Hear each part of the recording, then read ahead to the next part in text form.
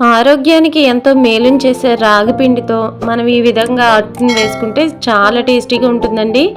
ఒకసారి ఈ విధంగా ట్రై చేయండి. రాగి పిండిలో ఉప్పు, కారం, జీలకర్ర, అల్లం ముక్కలు, పచ్చిమిరపకాయ ముక్కలు, కొత్తిమీర, అలాగే సన్నగా కట్ చేసిన ఉల్లిపాయని వాటర్ పోసుకొని ఒక ముద్దలాగా, చపాతీ ముద్ద ఏ విధంగా ఉంటుందో ఆ విధంగా చేసుకుని ఆయిల్ రాసుకున్న పెనం మీద అటు ఇటు దోరగా వేయించుకుంటే మనకి ఈ రాగి పిండితో చేసుకునే అట్టయితే రెడీ అయిపోతుందండి. ఇది చాలా టేస్టీగా ఉంటుంది.